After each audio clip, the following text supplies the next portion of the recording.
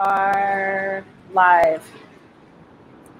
So what's up, everybody? This is some hot talk. We're going to be talking about the recent events happening, the current events, actually, yes, happening in America right now. We have a lot of women in the stream, a lot of cool-ass women. And I just to get a flow on what page everybody is on. Have we all seen the George Floyd video? Yes. Yeah. And how was your guys' initial reaction? Because for me, I honestly couldn't even finish it. It really made me like almost sick to my stomach to watch. So how did you guys feel? We'll just go from the screen, looking at the screen. It goes Allie, Nikki, Whitney, then Destiny. So Allie, how did you feel about that? When I first started watching it, I didn't know how long it was going for prior to that. So I thought he held him down for like 2 minutes and killed him within the 2 minutes. Mm-hmm. And I was like, wow, I didn't expect it to happen like that. Once I realized that he was laying there way longer, when I saw the other video, I went to another video and I ended up watching it because I didn't believe it. I went numb.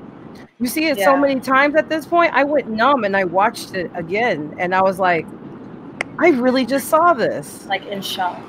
Yes. And for like, I think a good 2 hours, I was just quiet. Yeah. I was quiet. I was mad. I was crying. I was like, that could have been like my family, my cousin. Are you talking though? Yes. Shake your head. Can you hear now, Nikki? Nikki, let me go out of.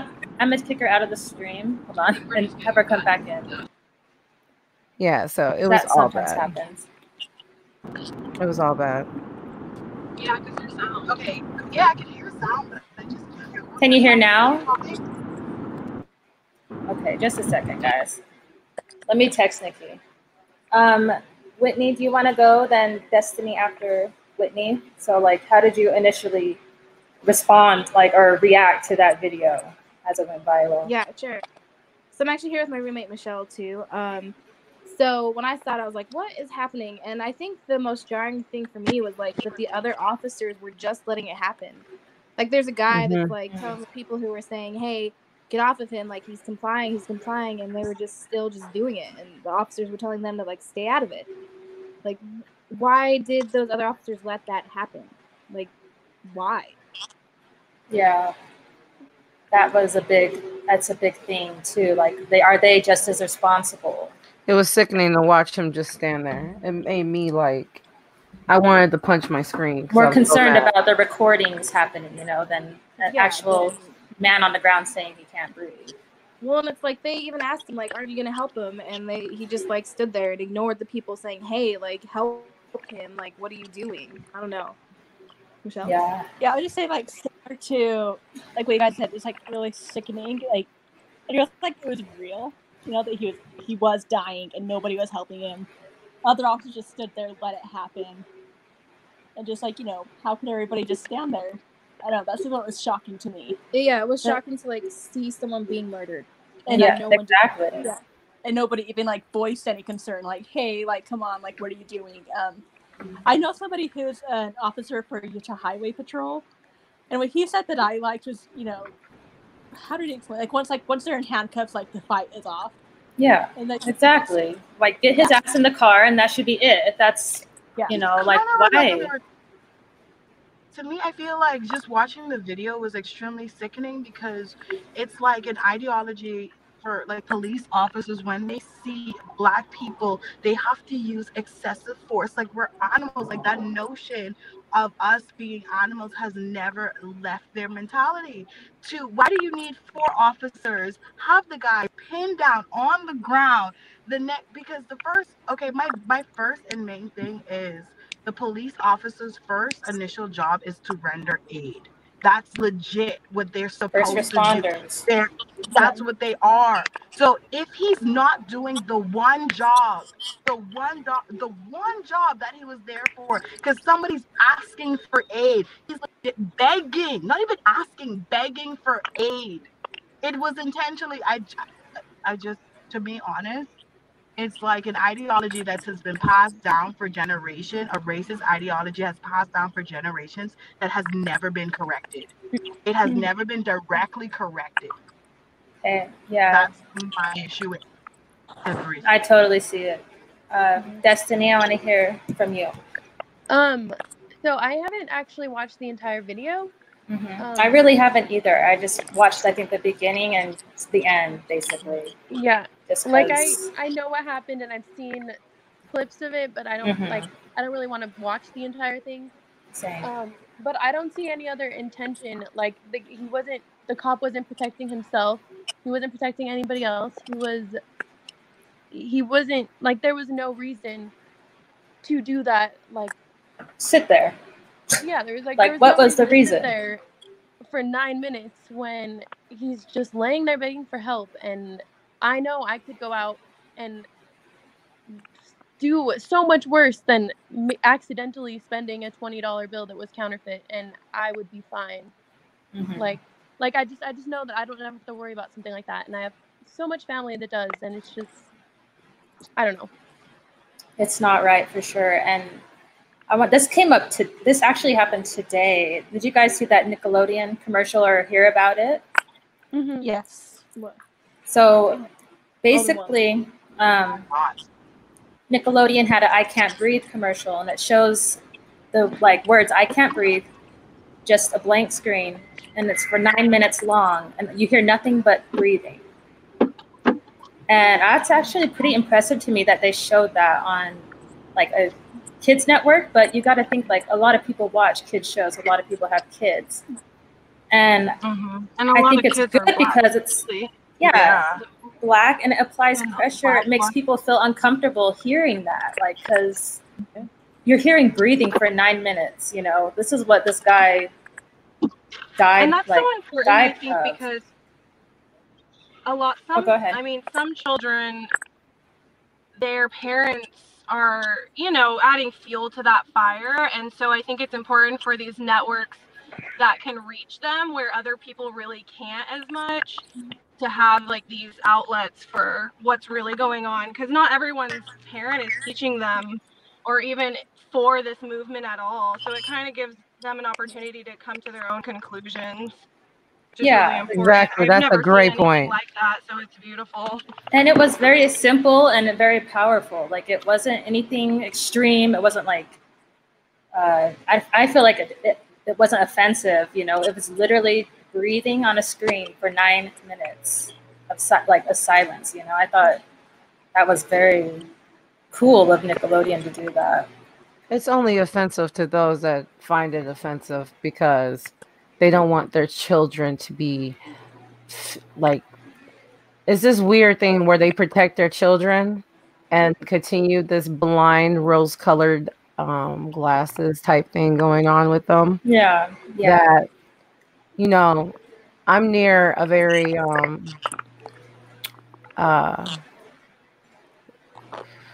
I went to high school in a very white area where they conditioned their kids to not see color. We don't have a vote, you know, like, oh, don't vote because voting's stupid and your vote don't count.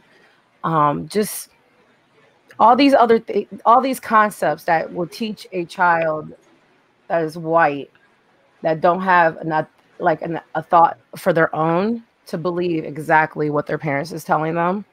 Yeah. And that's, go ahead, sorry. With Nickelodeon reaching out and doing stuff like that, there's kids that, you know, grew up in a very racist family, but was exposed to Black culture and things that are going on, and raised them completely different. That inspired them to do something, to think they're different than their family members. And that was a great thing that Nickelodeon did. I really appreciate them for doing that. And they don't speak out a lot against a bunch of things. Yes, I agree. Does anyone else have any more input to put on that? So I'm actually like super impressed that they did that. So yeah, like I was impressed too. I didn't see it either, but I saw it on because I was literally scouring the internet for like topics and stuff to talk about, and I saw it and I was like, whoa.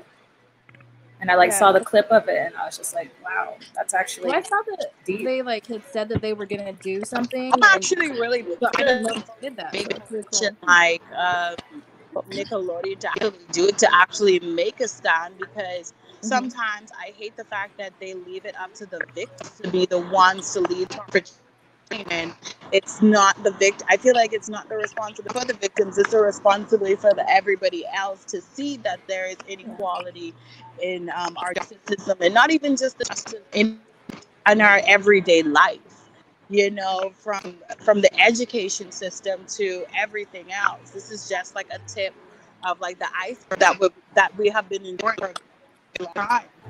Yeah, I feel like we've somewhat that's just my 2 cents. Well, I feel like a lot of us, I can speak for like me, you know, that you grow up saying, you know, I'm not a racist. I don't see color. Someone says, I don't see color, you know, and then you kind of just ignore, you know what I'm trying to say? Like people who aren't speaking up right now, because I can't blame them though, because some people just don't know how to show support. Like they don't know how to go about it, because you don't want to say the wrong thing. You don't want to offend anybody, you know, but you are there. You do have support and you do see injustice happening, but it's just like how do we go about showing support for Black people? I think at this point, it's not even about that anymore. It's been spent so long trying to do and I'm being very honest when I say this, the nice way, the understanding, I'm going to try to explain to you X amount of times, hopefully you'll get it. It needs to come to a place where there is a firm understanding of what is right and wrong. And you teach people how to treat you. And it's now, we're the generations of people that became complacent, you know, and I'm not saying that they became complacent because they wanted to, it's because they were raised to be that way, you know, just do what go to work, come home, take care of family, blah, blah, blah, blah, blah, all that good stuff, but also tolerate a lot of stuff. Whereas our generations and younger does not want to keep putting up with this. And it's about, it needs to be a more firm, I need to know, like for the allies, or it's not even allies at this point, just our fellow members of other races that are like, I need to know what I can do to help. Not, I need to share this on Facebook or MySpace. Oh, no, I said MySpace. Oh my God. I've been hearing you guys for a good minute. It's been going in and out. So if you see me just this is my friend Katrina too. She's the one who had it on. But so no, I was gonna say, if you guys all of a sudden go silent or can't hear anything, just exit the stream and then come back in, and then try if you're not speaking, put your mute on, because there is some background noise I'm hearing. Yeah, and I feel like that might help us hear each other better. But yeah, Allie, I agree. I don't think it should be Black people's responsibility to be explaining things. Yes, really anymore. That's what I was going to say. Was it Nikki or Destiny that said that? Because I was looking down. I was listening. It was okay. Yeah. That's why I feel like as victims, we should not be the one to incite change. It should be the one. Exactly. And that's the one thing I came to a realization to, is that I spent so long thinking that if we showed how good we are, how nice and loving and caring we are, that people will come around. And that is the case for the people that has became our friends and loved ones and stuff like that. But for the mass majority that was not for us from the beginning, they're not going to. It's like telling a person that does not like pepper or pineapple on their pizza to eat it. They'll never eat it. They're never going to eat it. So us telling them how good it is still is not going to make them eat it. So now we have to get into a place where we understand that that's what they're going to do, but they cannot control the narrative. They can't control how things go. This is not their laws. Their just the way that everything has been set up from. There's so much stuff, man, that I've just been learning lately, how deep it goes, in a sense like that it's not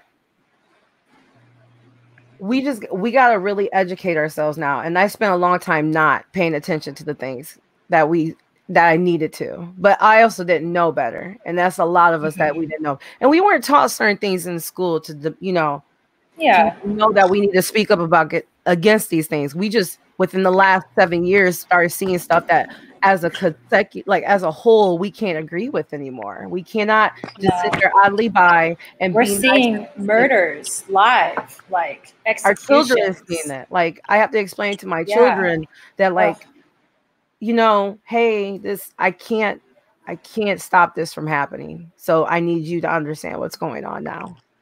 Yeah. Whitney or Destiny, Michelle, anyone, you guys want to chime in? Yeah.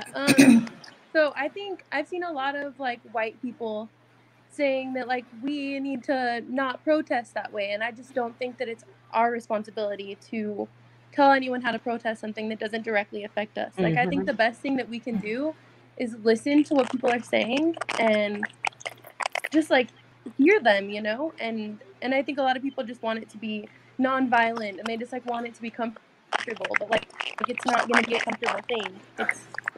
It's not supposed to be comfortable. It's supposed to like make change, and I don't understand why we think it's our place to control how the protesters react to things, because none of the other protests in the past have done anything. So they don't realize they're doing it. That's the problem. They think a lot of the people. Wait, just 1 second. Do you guys hear like a noise?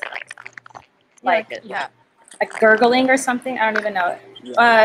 Tanner just joined us too.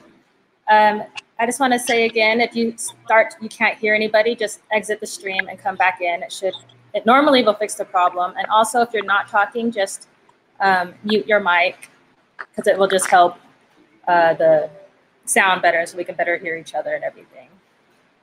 But Whitney, if you want to add to that, Destiny, you actually are like segueing into my next topic, so just keep that in mind. Yeah.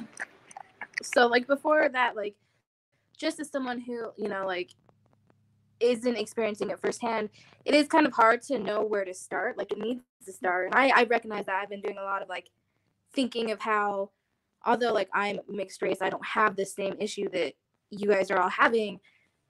It's just educating ourselves and learning what we can do to help. And like Destiny said, following your lead at these protests, not, taking over. I feel like white people are just so used to being in charge of everything and taking the lead in everything that like it's hard for some people to lose like deeply ingrained things that are like telling them like that they just need to be the ones in charge, and like it's been that way for so long, almost. Yeah, Michelle. Yeah, I agree. Just all great points. I think we need to be maybe more educated, as much as we can be, learning from, everybody else, okay, like how can we be your ally? Like, what can I do? Like, what is your experience? And really, like, what ways can we help you? Because we might think that we're helping you, but really making things worse. Right, yeah, maybe, you think you're helping by doing like X or Y thing, but maybe you are just muddying up the point, or just kind of... That's a very good point. That's a very good point. And a lot of people got to realize is that the way you know that you're making it worse is when you got people that you value their opinion saying, whoa, rethink this real quick, value that opinion, not the ones that are like, well, why are you bringing that up, or why are you talking about that, or why is that an issue? Those voices, don't hear those, because they are not taking the steps to find understanding. The one that is like trying to like talk to you and explain to you, that's the one that you need to hear. That will guide you into the direction of finding the answer that you need. Okay, I learned that. Yeah. Now, segueing into my next topic. Oh, you want to finish? Hold on, I have one to say real quick. So I think that doing things like this is a great way to open a dialogue to understanding and educating ourselves on what we can do. Yes, most definitely. 100% agree, yeah. So is there a specific way to protest, and should we criticize the way people choose to protest? When does it considered out of hand?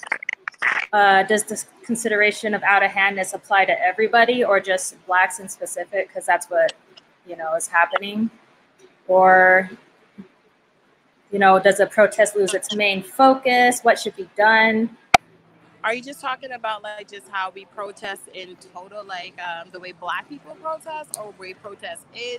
Because no matter how it is right now, because they're facing a lot of criticism. It's been mainly focused on looting and rioting now, I feel, to the point almost as the main protest has been lost. The focus. To be honest, there's a lot of people being opportunists to disrupt the message and the real root of what we're trying to say. Like, I've watched videos of certain people, mostly white people, like breaking and looting and writing BLM on the buildings, destroying it in the name of us, making, like, tarnishing what we're standing for, like what we're standing for. You know, like, we're trying to correct a system that was never just in the first place. Agreed. Ironically enough, I feel like protests are generally really safe until cops get involved, and that's when they get out of hand. But I also think, as far as like how people view it, I feel like if you're not protesting, you shouldn't criticize how other people are protesting, unless your personal stuff is getting vandalized. But if not, then it's kind of one of those things where it's like, well, you know, mind your own business a little bit, maybe.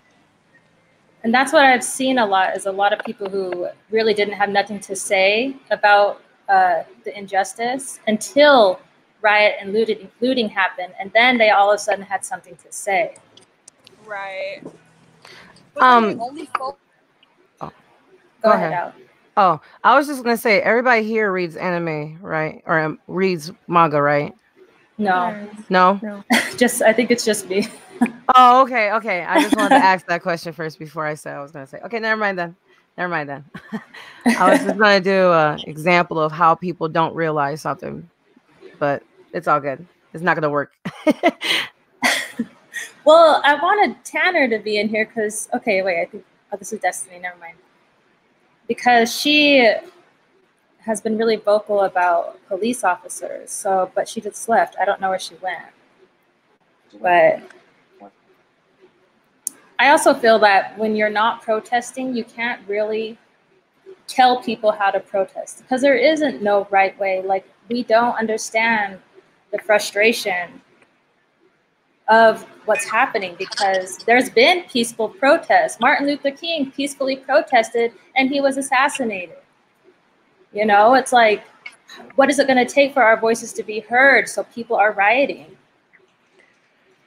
I watched a live video so there was another protest in Salt Lake last night, and on the live video, it was a peaceful protest. They were just talking, and the comments on it were still like, throw the tear gas. So, like, who is it that's actually making it a riot in the first place?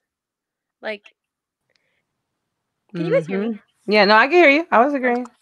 Sorry, my phone's just being weird, so I don't know when you guys can hear me or not. But yeah, the same people that are saying like we need to be peaceful about it are still complaining when it is peaceful, and they were the same people that were complaining about Kaepernick, and like there's no way for us to say how anyone needs to protest. Like, we can't listen to those opinions, because that's where we keep getting messed up with on how we should handle things. There will never be a correct way to protest, because protesting will be it's basically exactly as a rebellious thing for the other side to view it as. So somebody's gonna always think it's wrong, no matter how you do it. You know, we kneel, it was terrible. We walk the street, we breathe, it's kind of terrible. Anything technically on the line of protesting will always be viewed in certain people's eyes as a terrible thing, and we should not do it. You see what I'm saying? Yeah. Which is sad, because America, our whole country is founded on rebellion and then change. And I feel like we need to learn from our ancestors, you know, that violence really isn't the answer, because I really would like things to be as peaceful as possible, you know, but I don't know. Well, one thing sorry, go ahead. No, go ahead. I was done. So one thing I think is interesting is that, like, especially like here in, like, Salt Lake, people didn't even care when people were protesting the stay-at-home orders. They were like, oh, go do that, like, yay, good for you. But as soon as it's for something, like this, then they are all against it, and the cops get called on, which to me is just crazy. Like, why treat one protest different than the other? It's because of a brainwashing type. And I'm not saying brainwashing in the sense that they're sending you in front of a TV. It's just ingrained in generations of raising. You guys, and I'm saying, like, not you guys. I mean, like, just white people in general that are not aware of what's going on. When they become aware of it, they're like, well, why is this such a big issue? It's like I've heard people say, why doesn't Black people just get over it? Yeah, and that's like telling Jews to get over, Nazis and stuff. But then they teach it in school, like, to lengths. There was a war class at my school that went over that, taught that to the T. But then when it came to anything else, it really didn't, and glossed over everything else. So if you don't know what really happened, you don't know to the gravity of what somebody really feels. And if I can remember correctly, I think in our school, I went to school with Whitney, and I feel like we really only talked about Black history during Black History Month.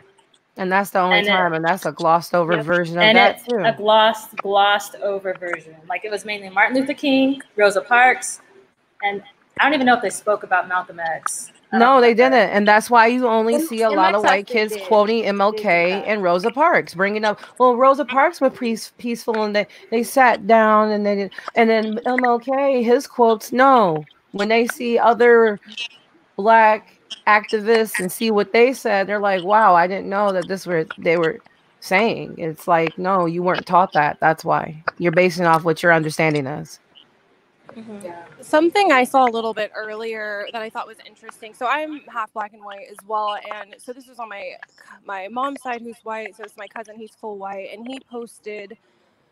He used to see Black Lives Matter as Black people trying to take over, and he can't. And like, this is my own family who used to be against the movement, because this was their perspective of it, and I feel like that might be what it is. Where white people are just feeling like they're losing something if we gain our rights. That's what white power and white nationalists wants to push. That's the whole agenda. Narrative. That's that narrative. It wants you to it's really not about that. Black people just want to live and exist just like you guys and go to the store. Like Ahmaud Arbery could not jog. I'm terrified to ride my bike now. Like, I'm legit terrified to take my kids on the bike ride. Exactly. And another thing is, like, Black mothers and Black families, they will raise their sons saying, when you get pulled over by a cop, you put your hands on the wheel, you say yes sir, no sir, and still it's like almost 80% chance he still might be dragged out the car and killed. Fidel Castro, Castillo, there we go. When he got killed in his car, he was trying to get his what was it, his license or his something for his gun or something like that. I don't know. But wasn't it his like gun permit or like, I don't something like that says you can carry the guns or something like that. Yep, and he was doing exactly what the officer says, and that's what a lot of people shout.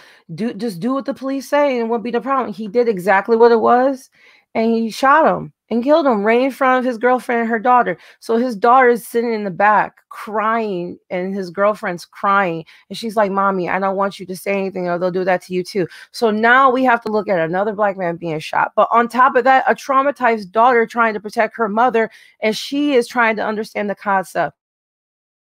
Imagine a person not giving a fuck about that at all, and like, well, you should have listened to the police.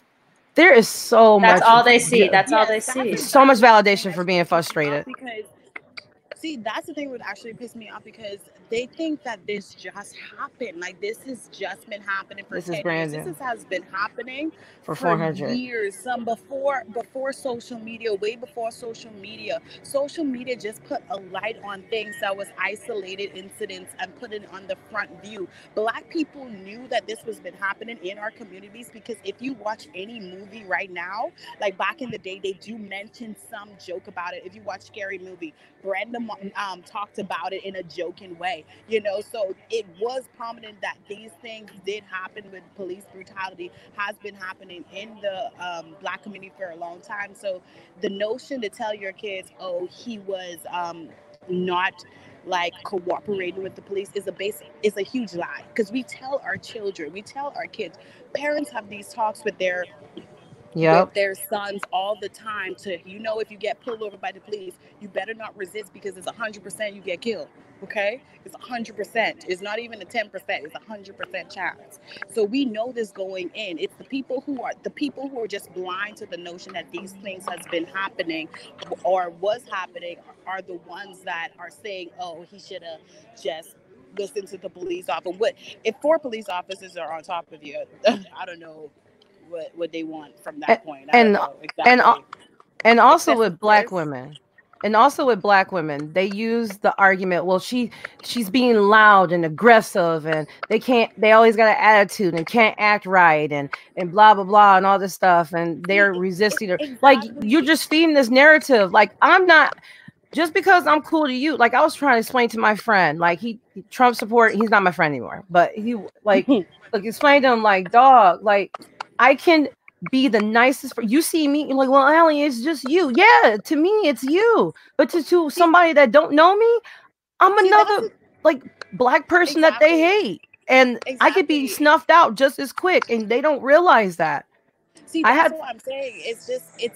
That's what I'm saying. Like, it's not even just in the criminal justice system. It's at our jobs, to where as Black, you know, especially as Black females, we have to, like, especially if you have a white boss, we act a certain way.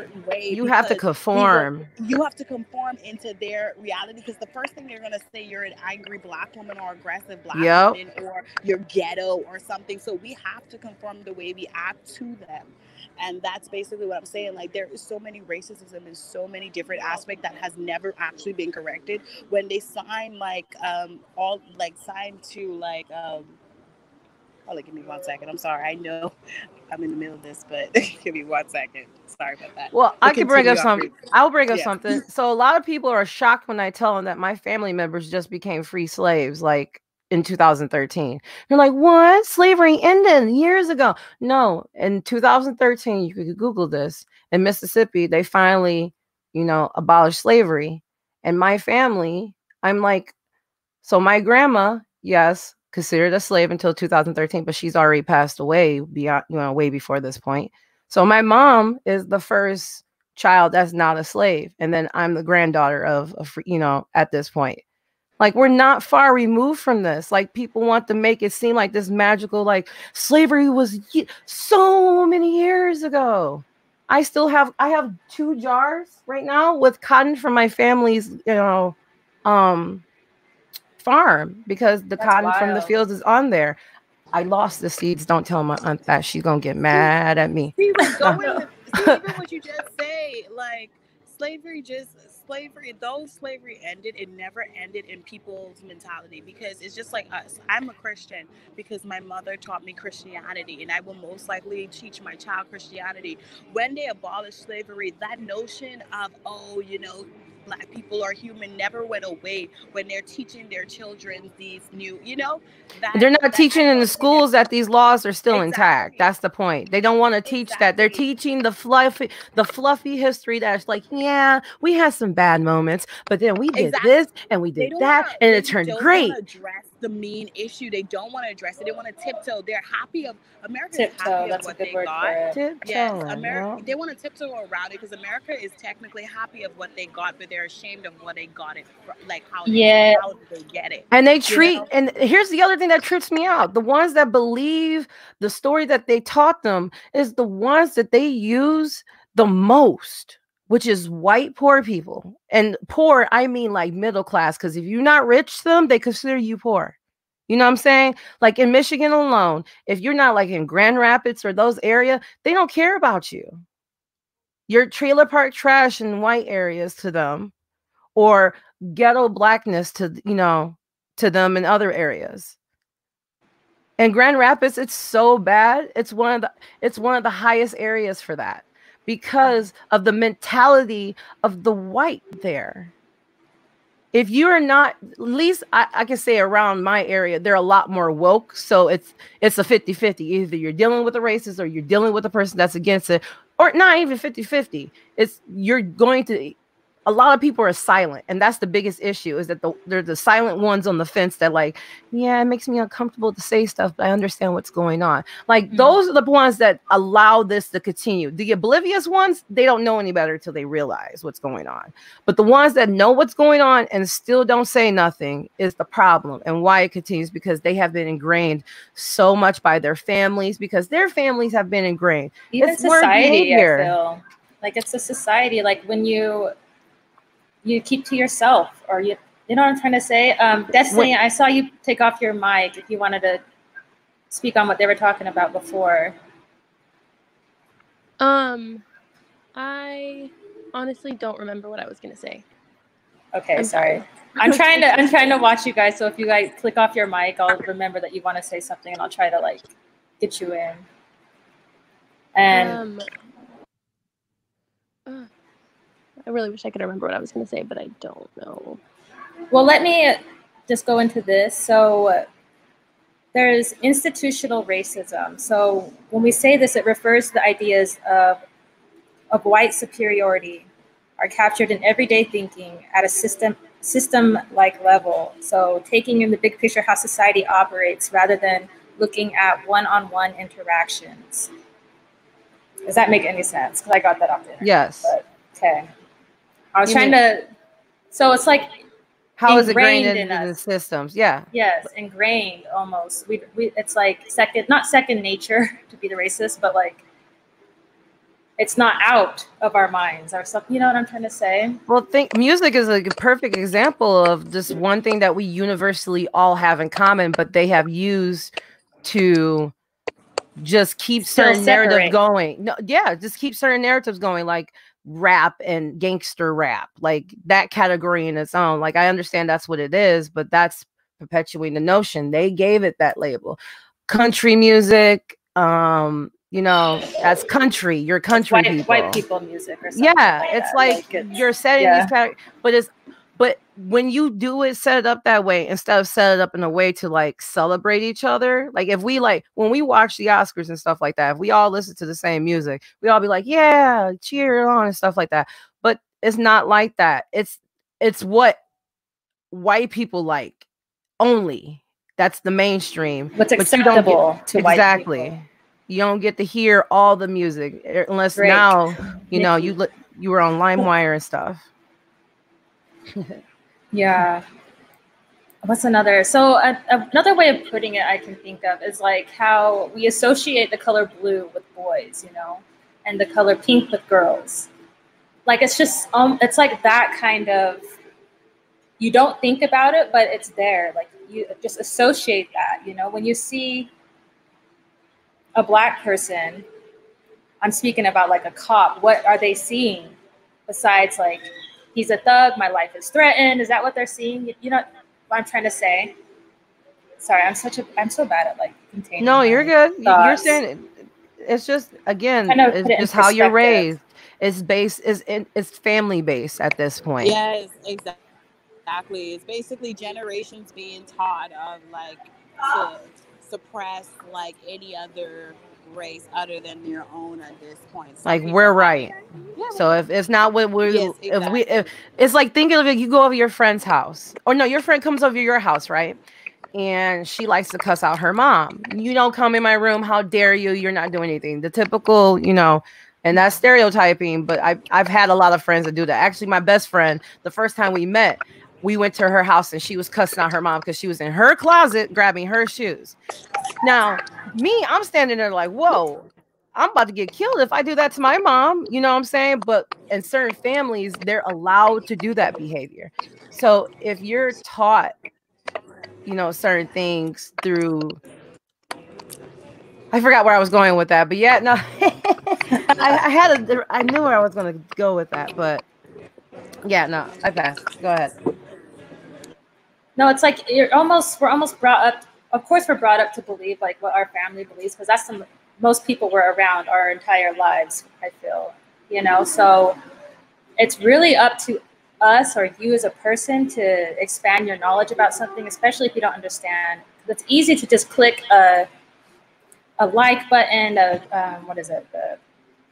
Not forward. What is it called? Retweet. You know, like it's easy to do that, but when you actually do research on it, I feel like you're taking the necessary steps to better understanding. It's the thing is like I don't want people to think that we're just out here hating white people or anything like it. We just want the same advantages that you guys. We just want to have equal opportunities in life. That's all we're really asking for. We're just asking not to kill us on the street when you see us. Not, you know, like just give us the same opportunities in education, on the job, just the same opportunities as everybody else. People bring up black on black crime, like, oh, well, you're not concerned about I black hate on that black so crime. much. I hate when people bring that up. There's Asian on Asian crime, there's white on white crime, but when it's black on black crime, people feel like you have to use excessive force with us, like we're freaking zoo animals hop on cocaine or something. You gotta shoot us down. That's another narrative that is pushed because they don't want to take into consideration is if you're surrounded, if it's a community of Black people, there's going to be crimes there. There's abuse. There's cheating and somebody murdered the person. There's but that's situational, and that's everywhere. That's every community. I was in Clio and out here in Michigan, and there was like a couple of murders out there, but oh, it's a lovely area. Like what? So it's lovely out there, but Flint is just trash, I guess. But y'all want to use it's just like the areas we in. Like they just make it sound like the areas we in and the areas we occupied are terrible, making the narrative that we are bad people. People who have never actually interact with Black people just because that's a narrative and that's a notion going around when people, hopefully people can educate themselves and educate their children. I don't know. People are kind of stuck in their ways at this point. If you're kind of blind to what's happening, you just want to be blind. Exactly. The question at this point is like, where do we go from here? Like, to be honest, like, where do we go from here? What is our next step? Because after we protest, like, what is the next step? One, we need to go out there and do local government. We need to elect these people to get some people out who doesn't need to be out. And educate ourselves, okay? Like, we need to support our own selves. We need to uplift our own selves as well. Us and those that support us, because that's still a factor too. And I see sometimes people trying to support. It's like us, we really need to help ourselves too. Like, absolutely. No, I mean, I'm with that, but also the ones that are helping us can also help fund us to help. We definitely need all the help we get. We thought we were conditioned to think that we had to do this ourselves when we weren't. That's like telling an abuse victim that they are, the ones that's supposed to make the situation right with the abuser. No. It's like, how do I heal and survive in the world after I've been abused? But the abuser got to learn where they went wrong and make it right. That's that simple. Help fund these areas. I've seen just a second, Nikki. I've seen on social media, I don't know people behind their screens, but someone will say something trying to be an ally, to support Black Lives Matter and the movement. And then you'll see sometimes in the comments, Black people attacking that person because they didn't say it quite the right way. Like, how do you guys feel about that? Because a lot of people are fed up. I understand they're fed up, but a lot of white people, I'll just say white people because, they don't know how to help us, because it's like we will attack them if they don't help us the right way, but yet they don't know the right way. They got to understand when a person's mad. Okay, so when like the basics of psychology, and when somebody is mad and they snap at you, is it usually because they're really mad at you, or is it because they're mad at what's going on? It's usually because they're mad at what's going on. Yeah, that makes sense. So you got to understand if you get snapped at, just hear what they said and then take whatever they said and go do that. Like, well, you should Google it. You should Google exactly what you just asked me. Well, highlight that whole entire question, go on Google and put that mug in there and see what you find. It's that simple. It's some people like me. I am so tired of explaining certain things that I literally got my Facebook, my Twitter is nice compared to what I'm doing because I had to really remove several friends of mine at this point, because at this point, I can't have you around my children thinking a certain way. And then they think they grow up with this self-hate that I had to combat for so long. Now I'm not. Yeah. It's just, there's certain tolerance levels right now. So as a white person, I suggest you, if you encounter somebody that is just clapping at you every time you say something, all right, leave them be. Don't pick the bear no more because it's already bad enough.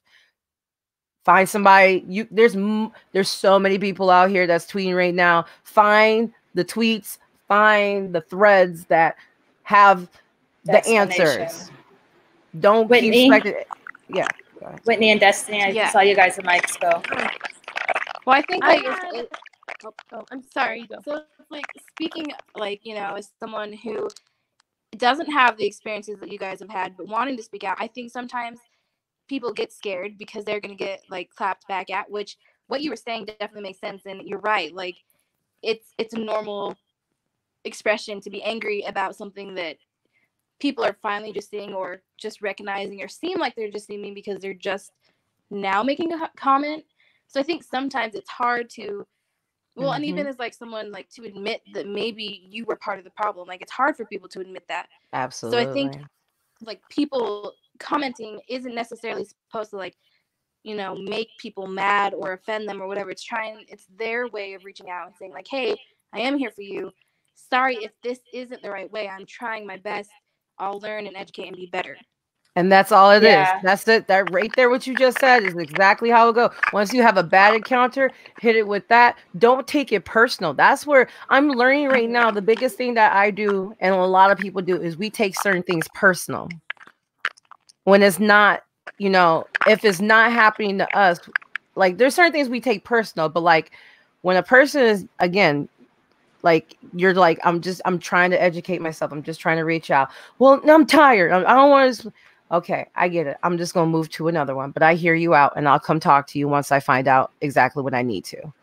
And it's that way. If you have that mentality, just teach yourself a deeper level of understanding, because that's what you're going to need in this time, because there's going to be things.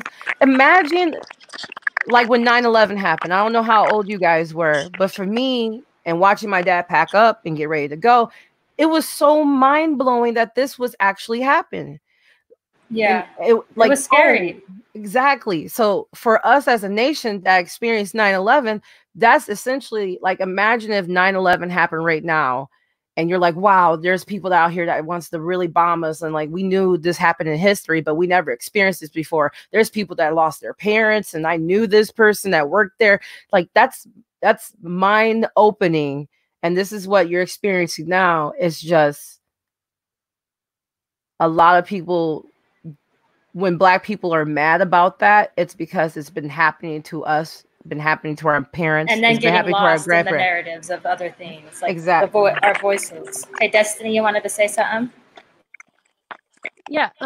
So I had someone arguing with me on Facebook about how like they saw a Black person say that they were against the riots, and so the riots were wrong and people should stop protesting. But like, there's not one spokesperson. So like you can take feedback from like one person, but that doesn't downplay the feedback you get from another person. Like my sister is Black, I'm white, so like I get a lot of like I hear a lot of her beliefs on it, and like I just don't understand how someone like why people expect education from Black people and expect them to tell them everything that they think, but like they only listen to the people may or may not receive it. They'll hear what they want to hear almost. Yeah. Like they heard one Black person say that they're against the riots, which is fine, but that doesn't mean that the riots are wrong and no one should be protesting. Like that's one opinion. There's not like one spokesperson that gets to decide how everyone should feel. And I don't think people realize that like just because their Black friend told them something's okay doesn't mean that everybody agrees. Okay for everybody. So when they hear anger from someone, they think they're wrong, but it's not wrong. It's just, and we not can't one control what other person. people do, really. Like, it's, you can control what you do and how you react to things, I feel.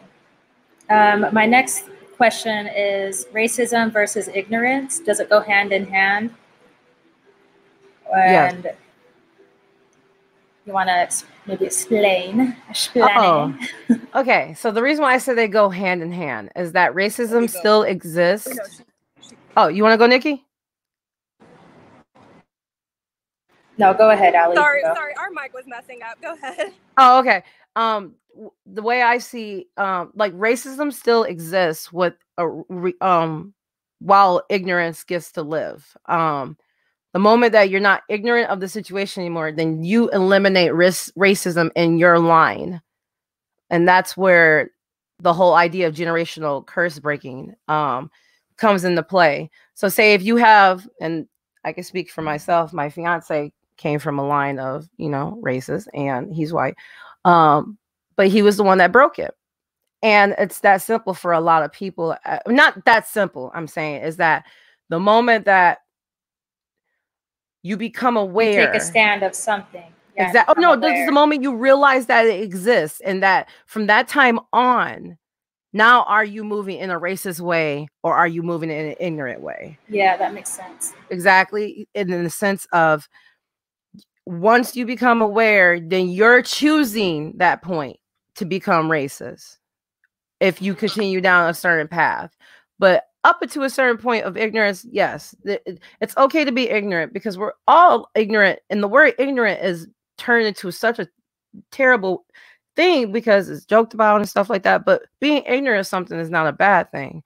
This is once you get taught, like we were ignorant all how to walk, but once we learned how to walk, we weren't ignorant in that anymore. So it's just, once you learn something, then you're accountable for your actions from that point on. Yeah. Nikki, do you want to go next? And then Whitney and Michelle? Or maybe they're having mic problems. I don't know. I have a little comment. So I would agree with that. I think those things can go hand in hand. I think in my personal experience, an example of that I've been thinking about recently is all of like the ICE stuff and all of these children in detention centers. And I remember feeling like, oh, this doesn't affect me. This isn't my issue. I just don't want to, I want to push it back. And although I'm not like inherently racist, I feel like that's me not caring about these issues just because those don't affect me, and it's equally dangerous. And that's the silence that people are saying, like, you're not saying you're not biased or to, like, you can feel bad about the situation, but because you're not attached to it, you don't like, just because you're not personally affected doesn't mean you have to be moved to do something. But also in a sense that you can't be mad. Not saying you be mad, but like, your choice to not have an opinion on something doesn't negate you from getting certain actions felt towards you for feeling that way. So if I said I liked, I don't know, 16-year-old kids that like to smoke pot to get locked up, you could be like, I'm so vehemently against that,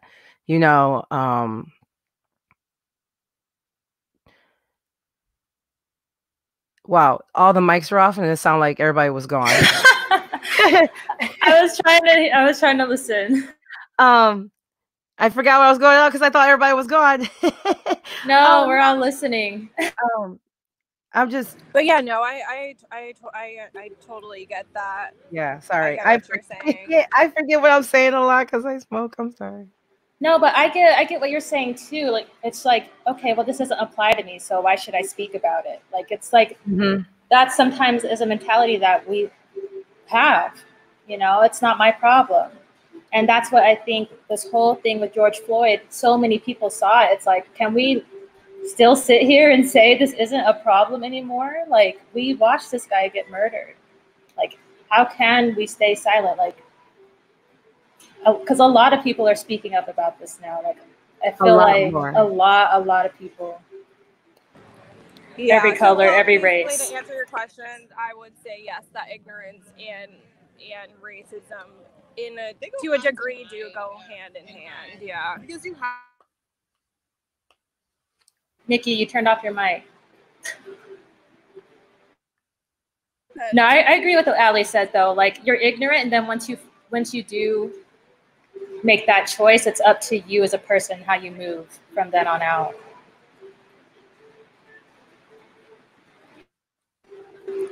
Is everyone still?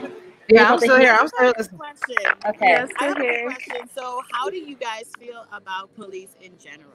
Because that's a topic where a lot of people have so many mixed views, and I really just want to hear everybody's views on police in general.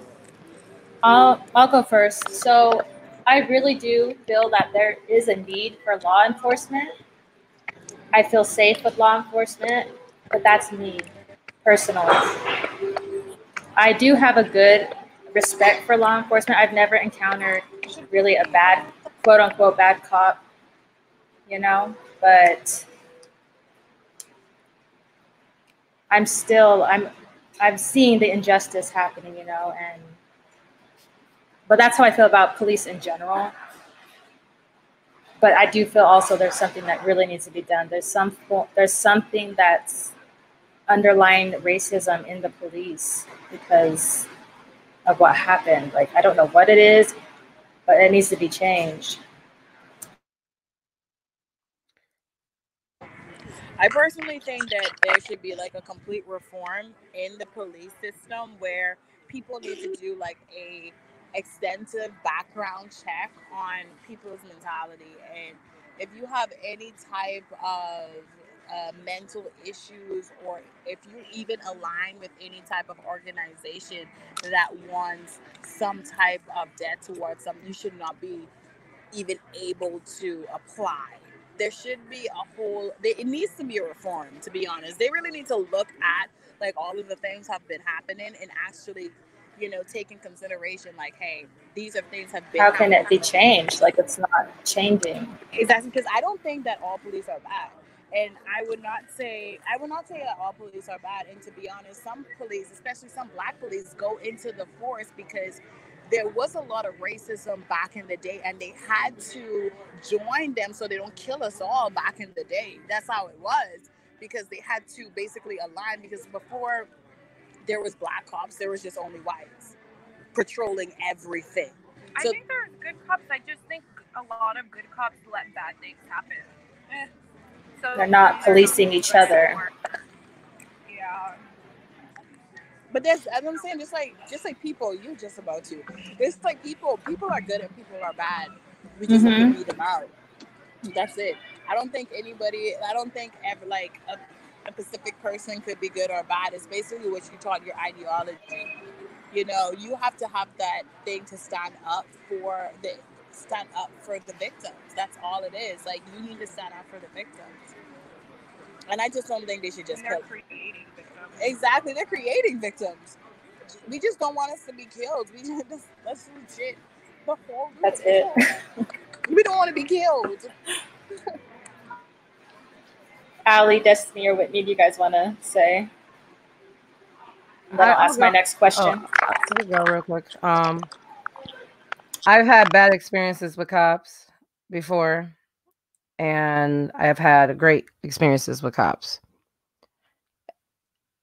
To not believe that racist people would not take the opportunity to become a cop so they can beat people up.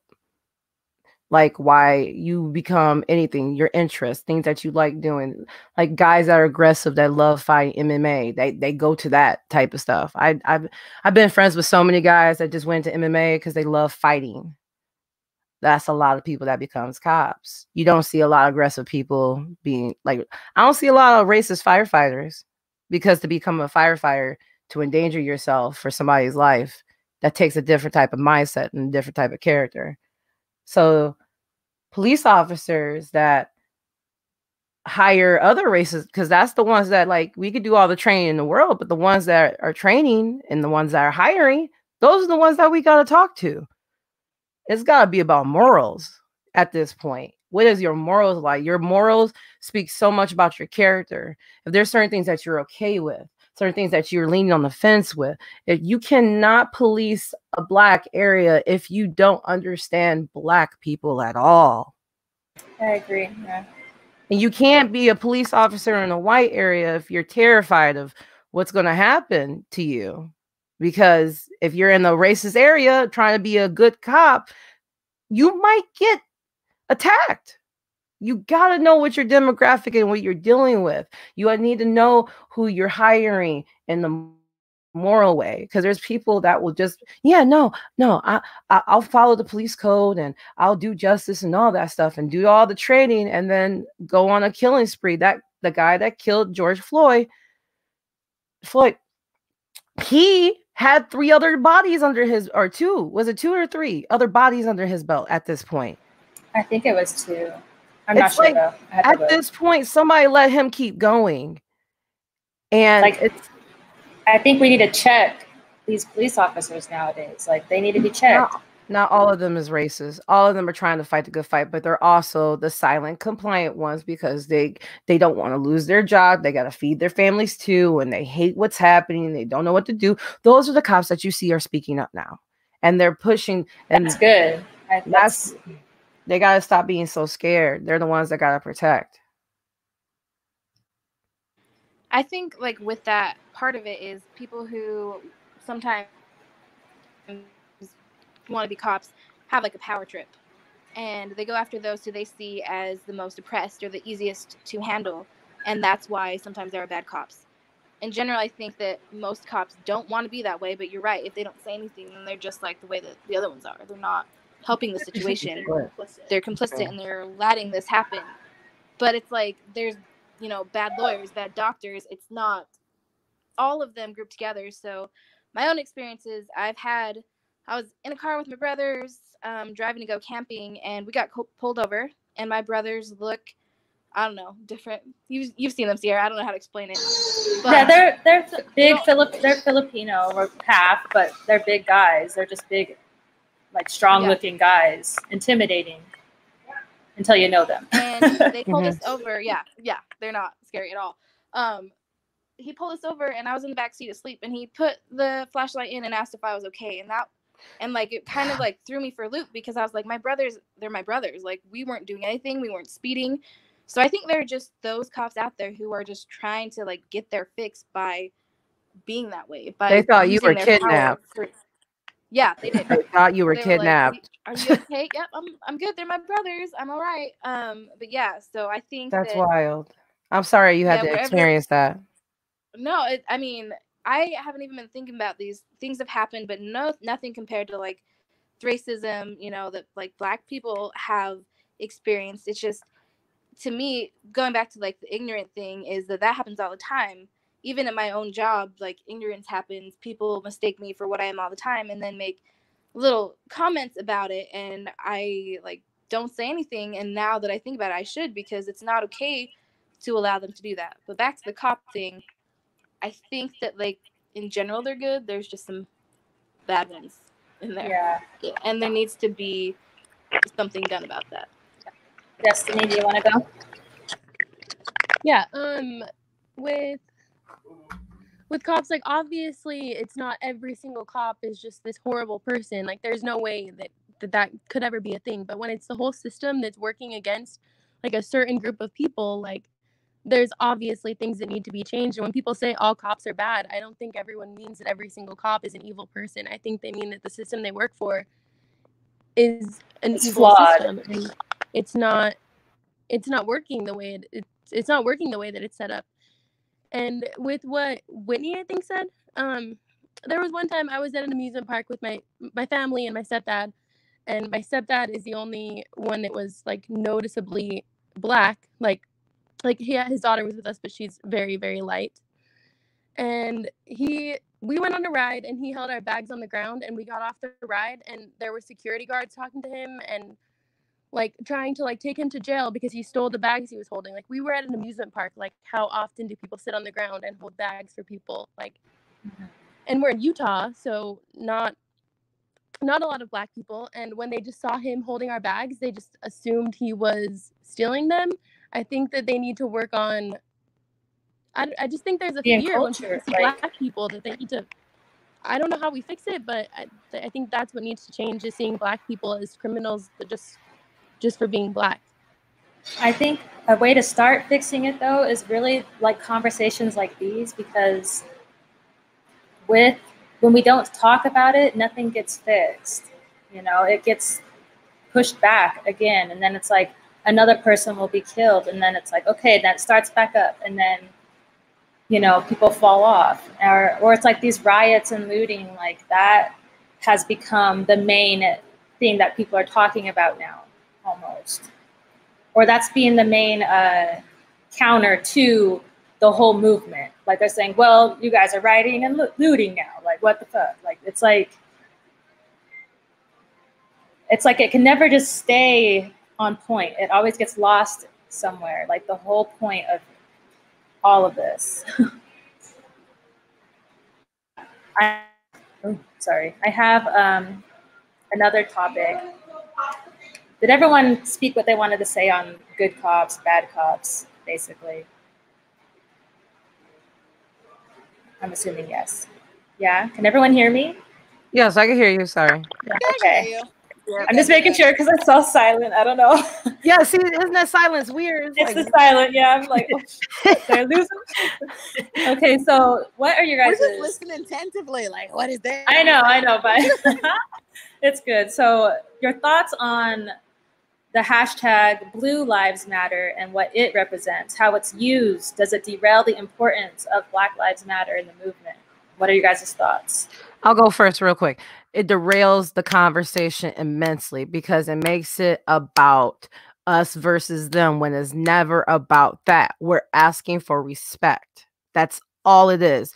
Our lives matter. You don't have to fear us. You don't have to kill us like you've been trained and you've been taught to. Teach yourself to do better. You don't have to shoot Black people. You don't have to be physically aggressive. You don't have to hate people because of the color of their skin or the stereotypes. Because at this point, when you see a color, a color, you think of all the category or the stereotypes that come with it, and that's not fair in a sense. When you're an officer, what you do in your home life, that's different. Like if you want to be racist at home, but you can't be racist and take care of people. But I'm saying if you want to be silent about stuff, don't become a police officer.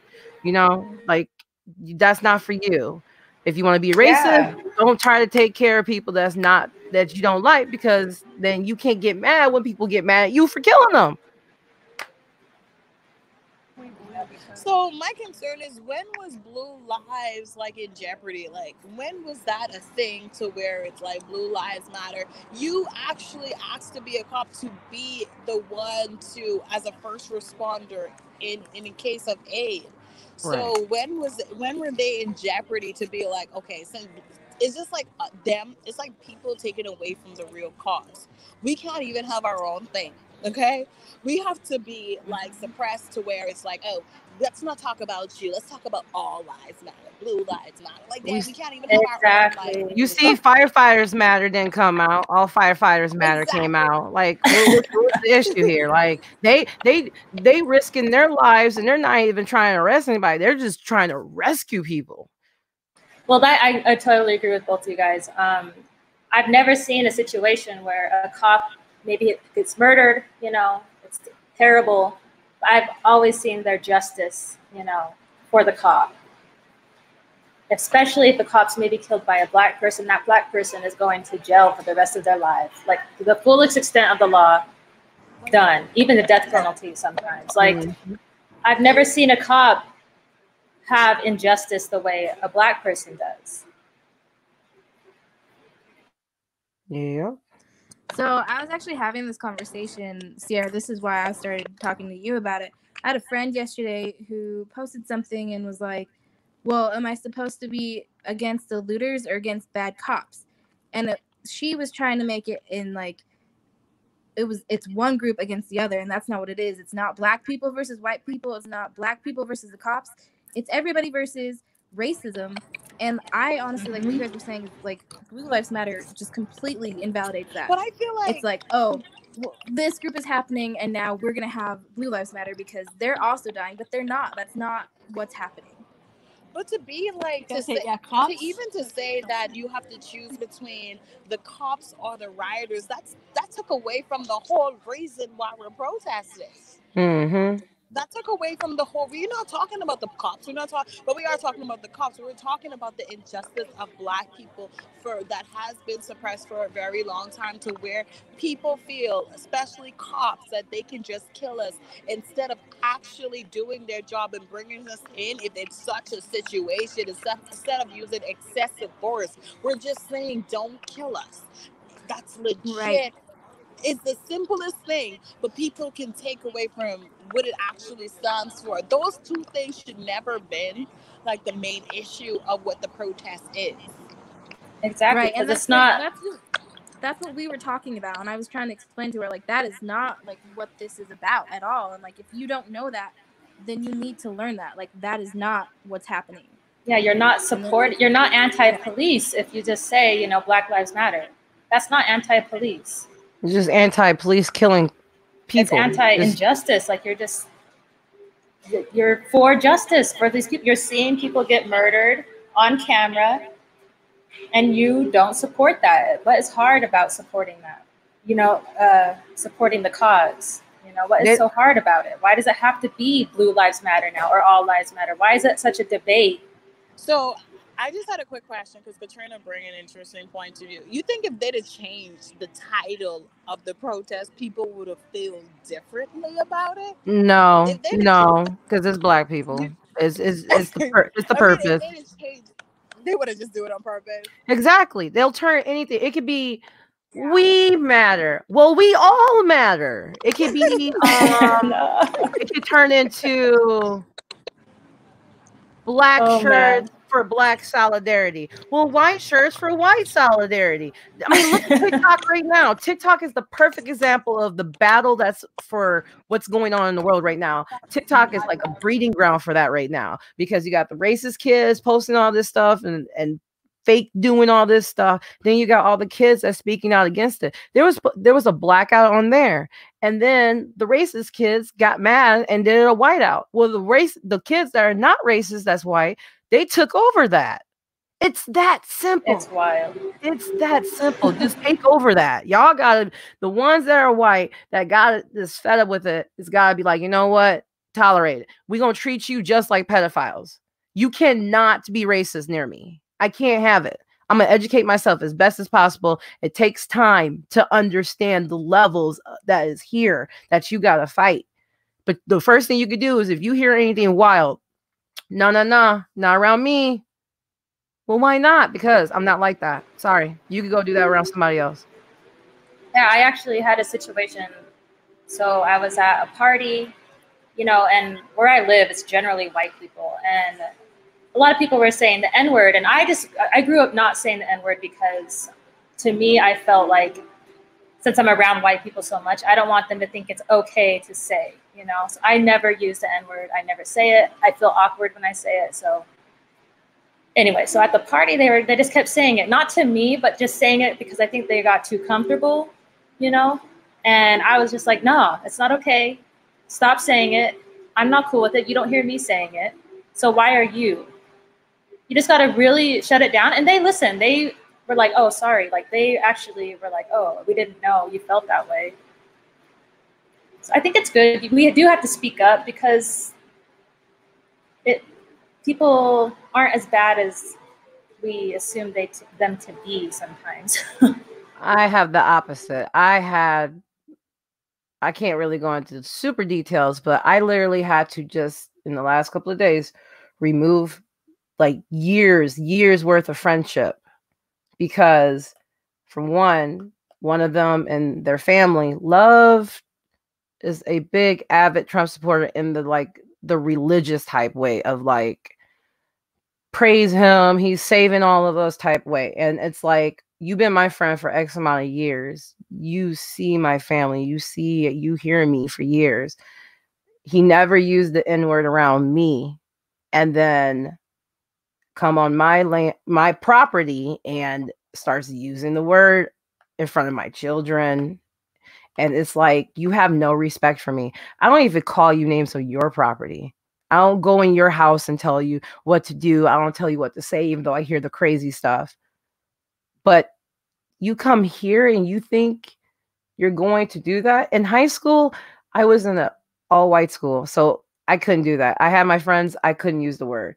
I used it when I wasn't at school, but this is the whole conforming when you're in public places. And because if you use the word, then everybody else around it feels like it's, oh, she used it, so free leeway. We're all going to use. No, no, no, no. Please don't. Please don't think I'm the friend that's giving you that pass, because that's insulting. Because no, but I also, because I conform, because that's how I was raised for the longest time, I didn't say nothing, and that's why I had these friends up until this day, to where I finally had to put my foot down. I cannot be friends with you anymore, because you move completely different from me. If you feel like you can use certain terms and view certain things a certain way, you're enabling the people that wants me dead. And I have to see it that way, because if I don't, then I'm not being real with myself.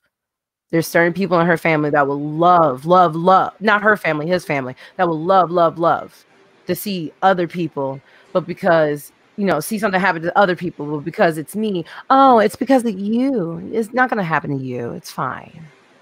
No, it's not.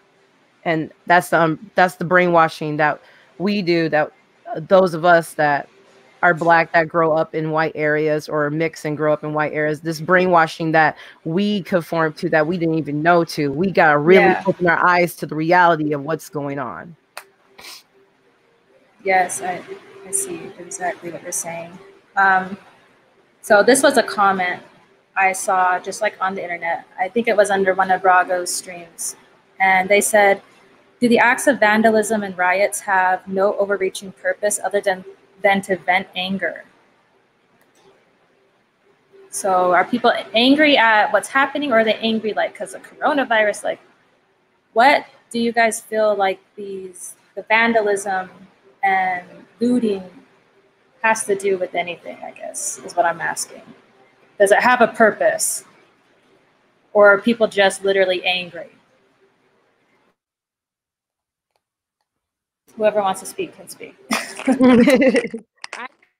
People are opportunistic, and they see this as a chance to maybe let out their frustrations for whatever reasons, COVID-19, the injustices that are happening, whatever reasons they're claiming to justify their acts. And I am all for protest. I'm not saying I'm not, but I think at some point, some people are using it as like, all right, I'm going to go break into the store and steal stuff because I can, because this is going on. This is the perfect reason to go and do it. It doesn't, in my opinion, it doesn't help anything, but that's just me. Yeah, I see that. I really don't think the vandalism, when I saw that happen. So Destiny brought this up like before we even started the stream. She was talking about the protest that went down in Salt Lake City. And I'm pretty sure everyone saw that. Ali, you've been texting me about the bow and arrow guy. Like that was so funny. It got so wild. Like it got so crazy. Like when you texted me that, I was like, what is going on? Because I didn't even know there was a protest in Salt Lake City. Oh, I keep my nose to the ground. You gotta stay super aware of what's going on. I was not aware. Twitter. You gotta watch Twitter, you gotta watch Instagram, you gotta watch Facebook Lives, and you gotta match it to what's going on in the news, because they got their own stories going on. CNN, Fox News, and MSNBC, they're gonna tell their own narratives. You gotta find what the truth is between all the avenues that you got ahead of you. So when that guy reported with the bow and arrow, they reported like to make it seem like, he made it like I was in the car. I was just driving down the street. Yeah, it was 2 Black people that beat me up. But in the video that a bunch of other people took, millions of people, not millions, a bunch of people took at, in that spot, he was outside shooting bow and arrows at, shooting arrows at people, and he got mauled like it was Black Ops 2. It was zombies out there. It was hilarious. I seen it craziest. It was hilarious when I seen it, because it was the truth. Because people like that, they go in there and they try to like incite people. He was like, all I said was all lives matter. No, you were shouting at people. So you're lying right here. We see you. We people see you. The regular people see you lying. But then to the news, to Fox News to see, oh, woe is me. I got my car burned up and my wallet stolen. Yeah. My phone gone. And that's the thing too. Like, it's like, why do people think shouting as the counter, Blue Lives Matter, as a counter, all lives matter? It's just, they don't realize how combative they sound. It's like, yeah, it's my child just died. Well, my child died last week. Like, well, it doesn't take away my pain. I'm feeling this right now. Yeah, and the Utah protest, to me, I thought I was pretty, like, I was embarrassed of Utah. I was like, really? Because it just got so wild. And some of the interviews they had with people that I saw, like this girl, she's like, I don't even know really why I'm here. I'm just down here to show my support. You know, but to me, like, the rioting is not really showing your support. Like, I don't know, like, I wasn't cool with that. That's not genuine. That's them wanting to be. It's like, imagine being young, like that young again. And it's like, oh, this is cool. Like, I want to go That's there. That's how it was. That's how it seemed to me. Like, it was just like the cool thing to do. Like, I didn't see any genuineness. Like I'm not saying at least shown on the news. Every city shouldn't like burn down their city because of what happened in Minneapolis. Minneapolis has the right to be as mad as they are right now. But I'm saying, oh, go ahead. No, what I saw is when they loot that black-owned store, those black-owned female store, and that really pissed me off because, like, that again took away from everything that we are trying to achieve as, like, even as a race. They keep trying to distract us. How hard it is for us, like, to get loans and everything. Like, whoever looting that store, because they knew that store was a black-owned store. Okay, they like pinpointed that store. So some of these looters are opportunists, just trying to take away from things that we have already established. And they choose to stick with that narrative. Not everybody who is out there marching with us is marching for the same cause. Yeah, Destiny, how did you feel about the Salt Lake City protest and in general, like, the genuinity of it?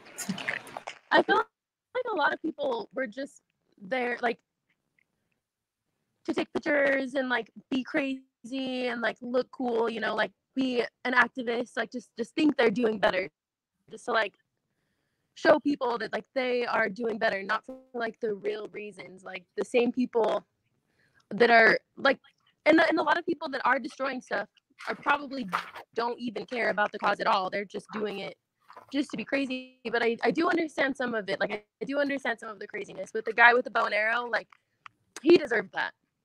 He deserved that. So awesome. But I do think people are getting really, really crazy. But I don't know how to. I can't say whether I think it's right or wrong because it's not up to me to say that. You know? It's like you personally, like, are you going to be out there looting? You know, like me personally, I probably won't ever. Yeah. If there was a protest in the town I'm in now, I would probably go down and protest. But I'm not going to be the only one. You might be the only one. So that's what I'm saying. Like, I'm not going to, I can't go protest because I'm the only black person in this town right now, like, that I know of. And that also plays a factor in how you're growing up, like how you're raised too. Like how, like, had you grown up around more black people, you would have been able to be more in the know. And same here. That's the same issue I had. It took me a minute to get to this place to where I'm finally like realizing the things that I am at the degree that I am. Yeah, because I think I grew up in a way where I was one of the silent people. Like, it's not happening to me. I'm fine, you know. But of course, when you get older, you do wisen up. I feel, at least some of us. Yeah, but they use that to but that's how they use it to their benefit. The ones that are controlling this and watching all this happen and not making laws or rules or anything to change it, they're using it to their benefit. And it's wild to see the degrees that they'll go to push a narrative to keep other people believing that they're right. Yeah. What else was I talking about? Let me look at my notes. Does anyone else want to speak on that Salt Lake City protest or To me, the whole vandalism and then writing Black Lives Matter on it would just make it seem like the Black people are going to get blamed.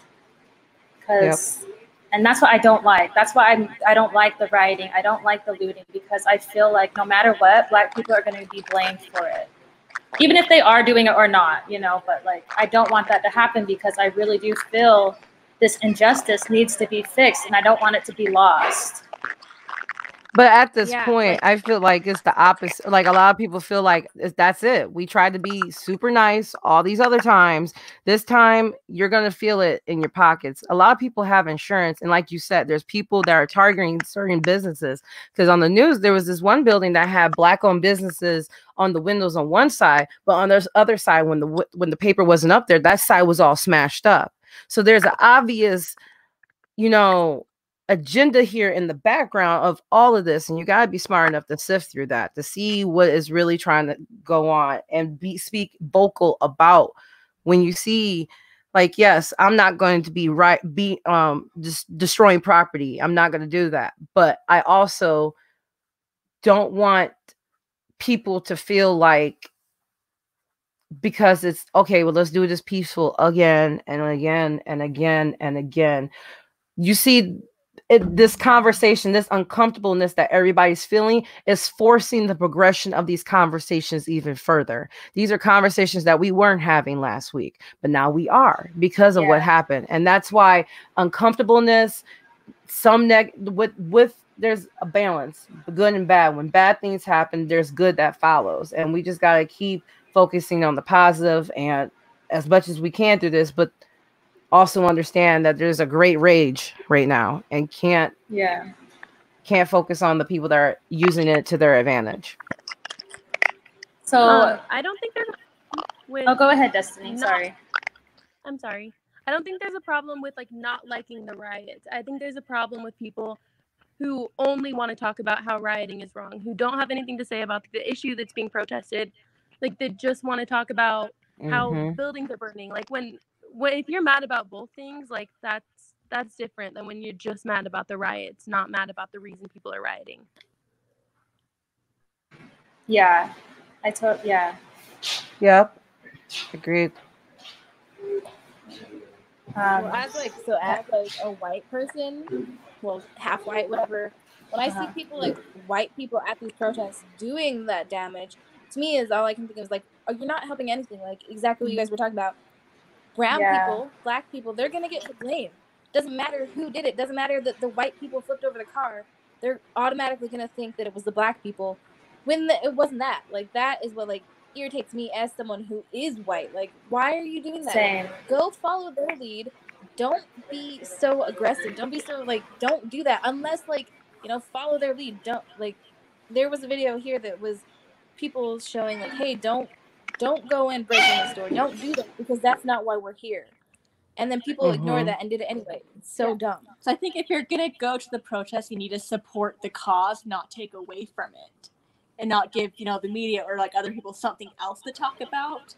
Yeah, because the media will they'll of course report the bad that's happening, like the craziness. That's the media, you know, that's their agenda. And I think it's just like what Destiny said, like a lot of people did not even speak up until rioting started, and then they're only trying to focus on the riots.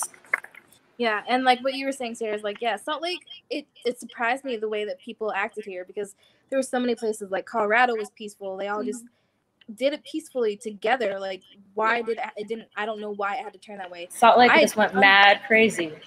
Yeah. Out of nowhere. Like the news reporter was saying, it was as soon as that cop car got flipped over, the energy was shifted, and it took away from it. And, you know, I've seen a couple different videos, different, you know, people who were leading the protest. One, you know, he's a Black Muslim man. He's like, look, I expect better Salt Lake City. You know, we're not Chicago. We're not this or that. Like, so I have to leave because this isn't what it was about anymore. So, like, he was out. I saw another woman. She said pretty much the same thing. Like, it's bad now. Like, I have to get out of here. Like, this isn't why we're protesting. Yeah. We don't support this. Isn't what we came for. Like, but I think what all of you were saying is true. Is like, it's not on us to like say what's the right way to protest, because it's really hard. Like, there is that anger felt there, and I think the anger is obviously super justified. So how it comes out is sometimes hard to control. Yeah. Mm-hmm. When you're mad and someone tells you to calm down, it never calms you down. It makes it worse. It makes it so much worse. So much worse.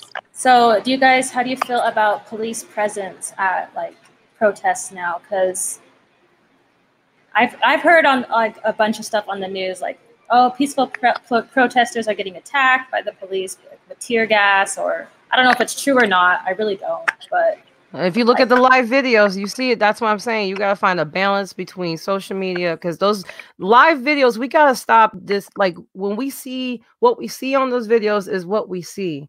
We can't. There was a time where we actually got like pictures of a crime scene, and then we had to base everything out. We're getting actual videos of incidents happening, and we still question the validity of what we don't believe with our eyes, because we still trying to give benefit of doubt to what we see. If I saw like an old man get pushed for no reason, old little dude, just white dude too. Ain't like he protesting, like at least he there probably with his grandkid or something like that. That's probably vandalizing something. But he on the sidelines not doing nothing. But this cop come running up and hitting him like he's a linebacker. Why? Yeah. But also in that video, there was a cop that went and picked him up, which I at least appreciate. And that's where the balance is the good ones that. But did he report him like, yo, I saw you tackle this yeah, this that's old the man? thing too. Did he report that? Like, that's or the did simple he say something? And I'm like, yo, what the hell? Or like the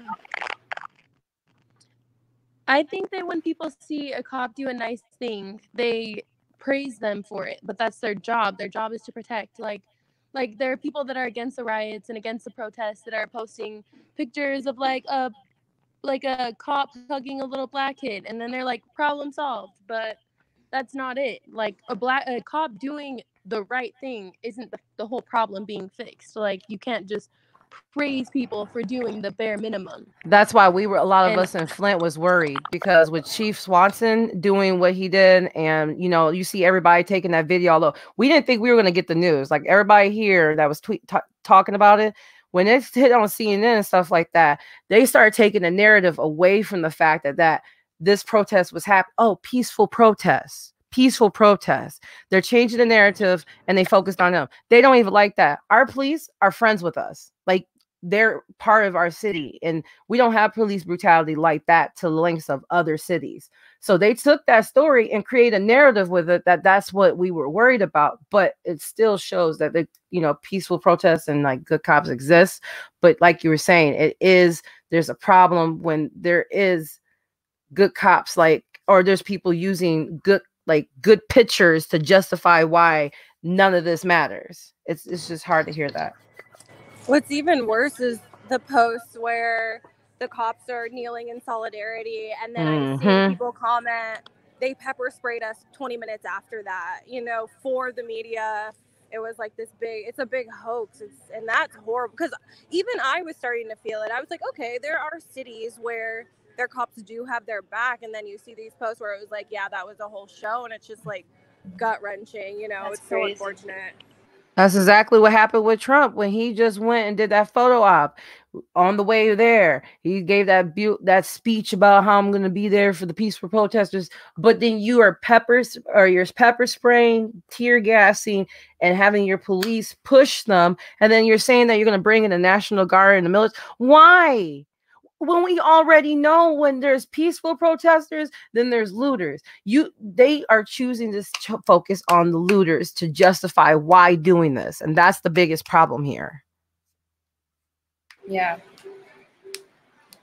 So I pretty much asked all of my questions. If you guys want to, because we've been going for about an hour and a half, I'm thinking about, we'll just do like our final, if you guys have any of your own personal questions or thoughts you want to hear, just speak up.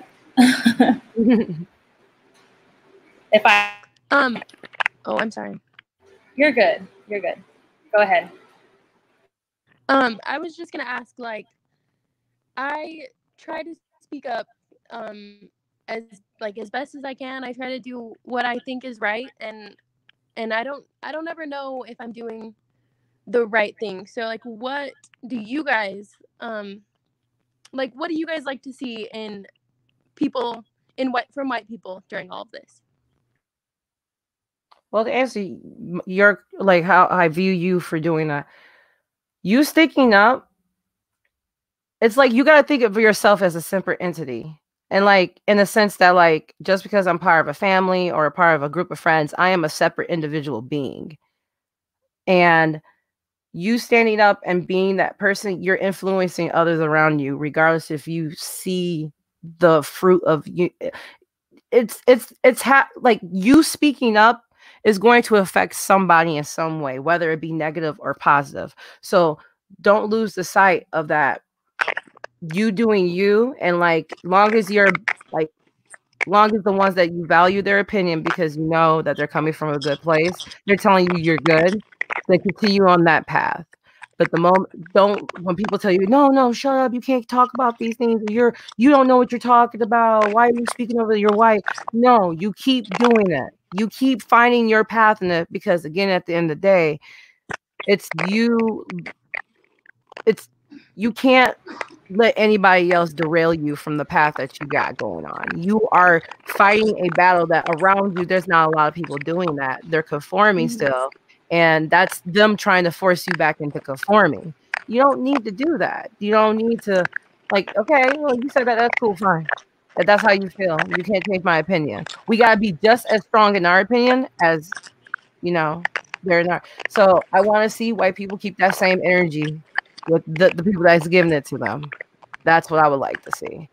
So when I clap at you, you clap back with some information, some validity that makes them feel so silly that they make themselves like, well, you just don't know what you're talking about. Like, you know how like when you got somebody checkmate in the conversation, checkmate people. Go checkmate them with the knowledge that you bring. Destiny, she is very vocal, and in a good way, Destiny, like on Facebook, and where we're at, people are really, they already have their mindset. A lot of people, they'll try and be like, oh, well, black on black crime. This is one post that I saw, and I tried to comment on it. And I think it's just like what Ali said, like people, I feel they know it's wrong, but that conformed mentality, like they just want you to conform. And when you speak out, they're going to try and derail the conversation. But I think you still got to just stay strong, and because you're not doing nothing wrong. And you share. I feel like a lot of people don't know what to do to help because it's like, I feel like conversations about race make white people really uncomfortable. It does. And like I've been there, and I try not to be. It's just really hard to know like where to draw the line, like to know when you're helping and when you're not. And I don't feel like a lot of people know how to actually help. I don't know how to help sometimes. Yeah, I challenge you to just.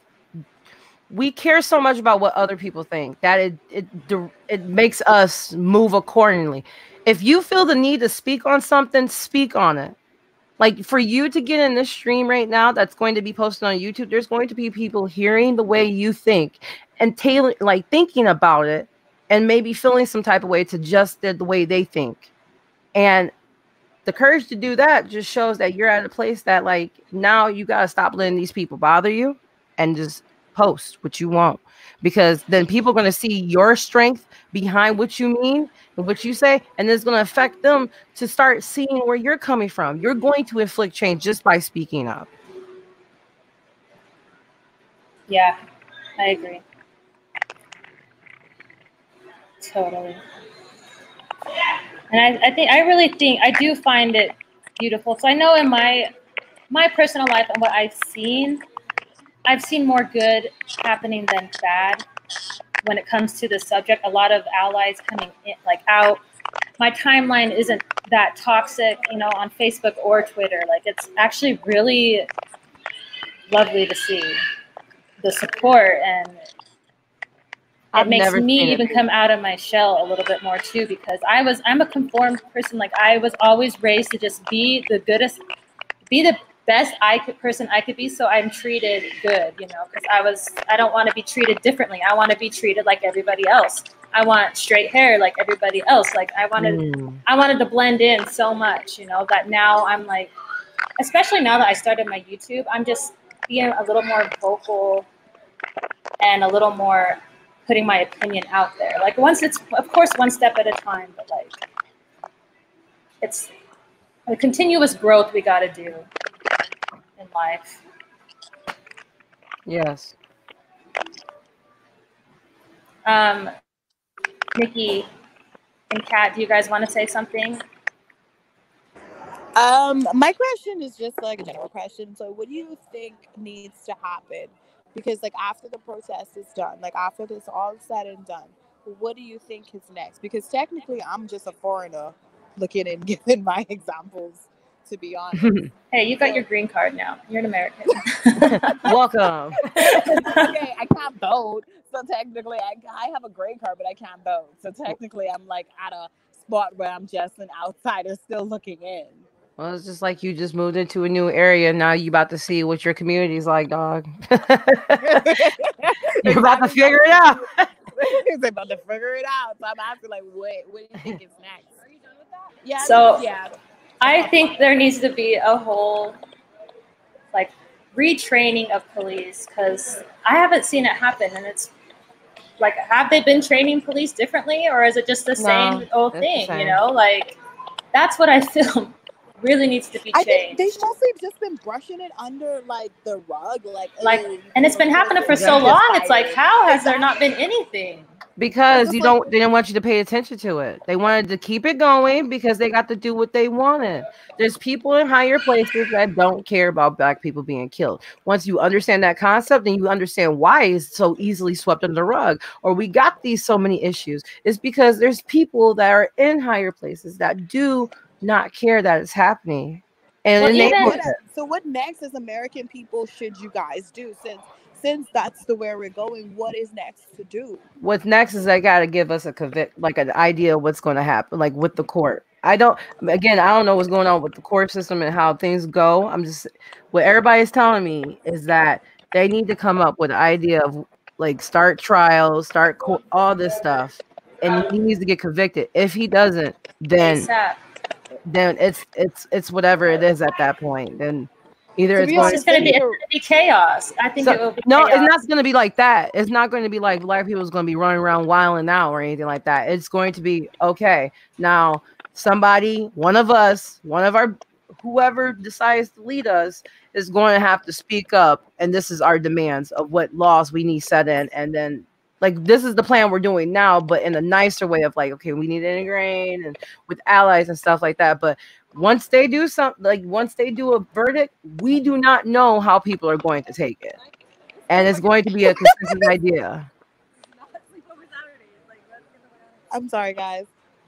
I'm just trying to find out. Like, I'm just really concerned on like what to do next, as in like who is the leaders to actually put us in the progressive era. Where for change. For change. It's going to be the younger generation. It's going to be like between. I feel like we can't hope on the younger generation because.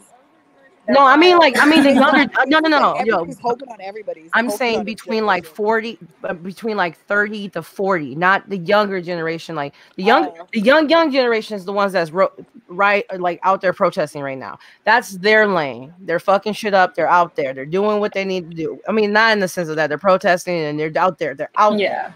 But my age group and higher between like. And not the 50-year-olds and the 60-year-old like that. If we go off generations, that generation was compliant and complacent with everything, both sides, Black and white. And that's why things continue to get worse until my generation of people that are now in law or in politics and stuff that's been speaking up more verbally or vocally, like Angela Rye and Tamika. I just found out about her. Tamika. Oh shoot, I forget her last name, but she's the one that gave the speech with Stephen Jackson.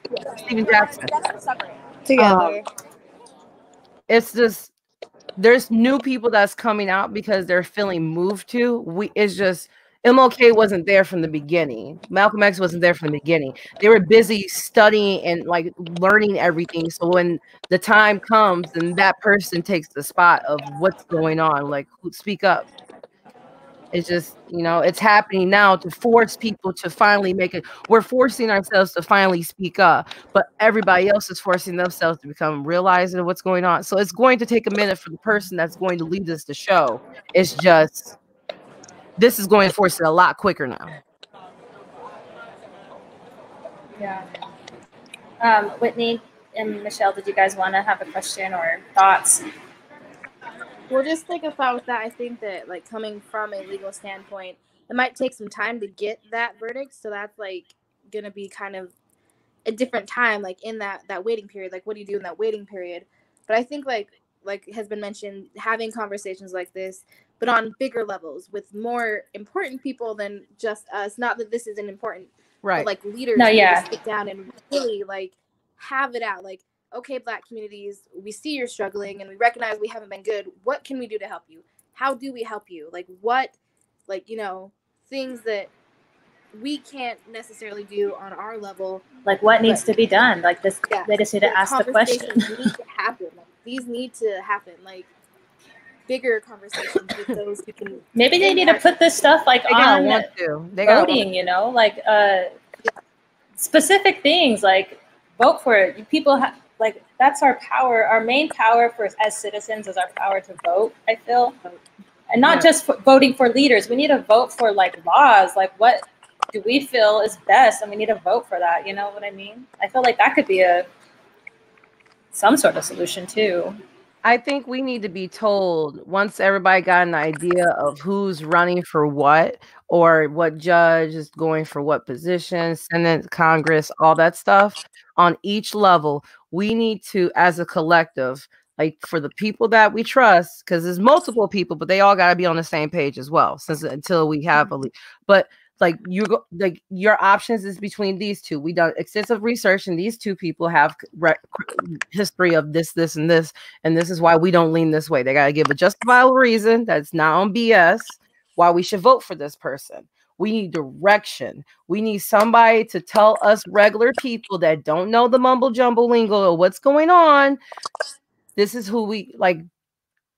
It, because we all trust a multitude of people in the Black community. There's multiple people that we agree on, So once they have an idea of who they voting for, not in a sense to direct us in, you know, their agenda, but that's why we gotta find trust for those people. But those people are starting to pop up.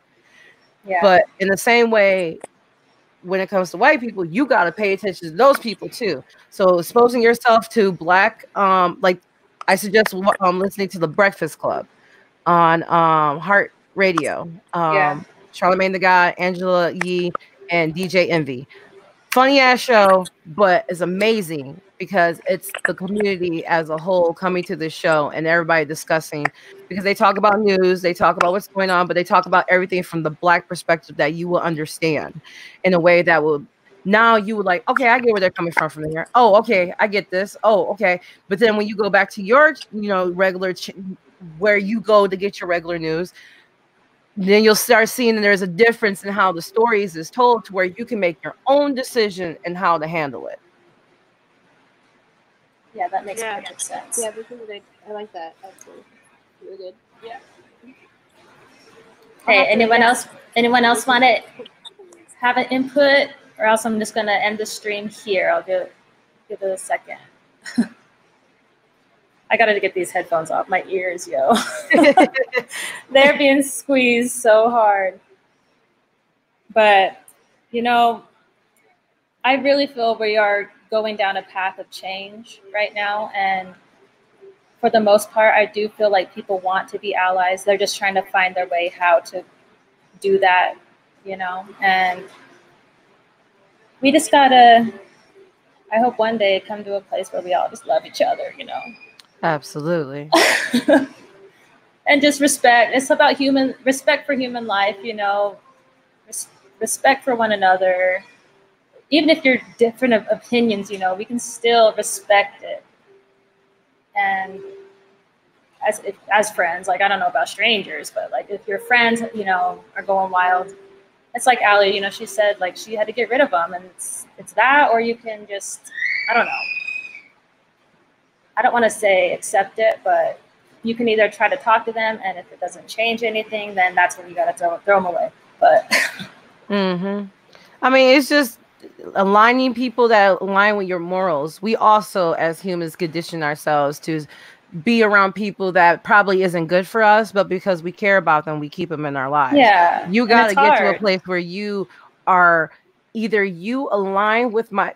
It's like between my, because it got to the point where now I got down to 2 friends, and the reaction between those 2 spoke highly on where their focus is. The one friend, when I expressed myself to, she was like, how do I make this better? I'm sorry I didn't take your feelings into account. I understand where you're coming from. I don't want to lose my friend.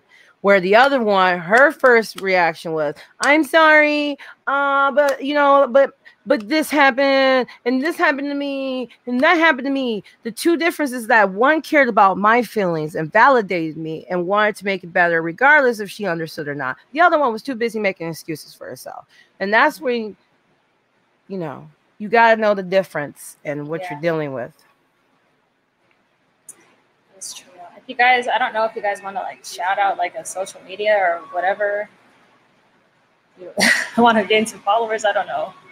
I have a YouTube channel. Allie's got a YouTube channel. I talk about anime and stuff.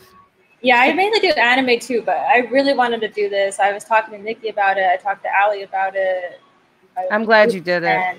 Yeah, and I've seen a lot of guys in the anime community do it. So I was like, we need a girl chat, you know, and I wanted a lot of opinions. Tanner, she texted me, she was at a birthday party, so she couldn't really do it. I really wanted her side because she was really, she's been vocal about the Blue Lives Matter. And I wanted to ask her, like, see if she understood, like, what it truly means, like, when people say that, you know, but I don't know. We'll never know. But well, if you do another one in like a little bit, or she'll, yeah, I would like to hear her. The thing is, we gotta be able to hear each other's perspectives, so that, I mean, once we start hearing perspectives, then that's how we get solutions. Yeah, it's true. Like, and that's how we learn from each other. Like, I feel like I've learned a lot just from being in this stream. Kat says she wants everyone's Instas. Oh, okay. So shout out your Instagram or your handles, and then I'll end the stream here. Mine is HotTalk Alley. Mine's Another One Bites the Dust. Oh my God, that's a JoJo's reference. Put it in the chat so I get everybody. Okay, mine's yeah, awesome. All my socials here, the goat, of course. I'm mainly on Twitter and Instagram. And I'm h.michelle89. All right, you guys, and I want to thank you guys for showing up for the stream. It's been literally almost 2 hours, so we've been going a while. But it was awesome. It was a good discussion, and it'll be up. I'll be putting it up tomorrow because I just wanted to respect that Blackout Tuesday hashtag that's been going on. And yeah, thank you guys, and have a good day.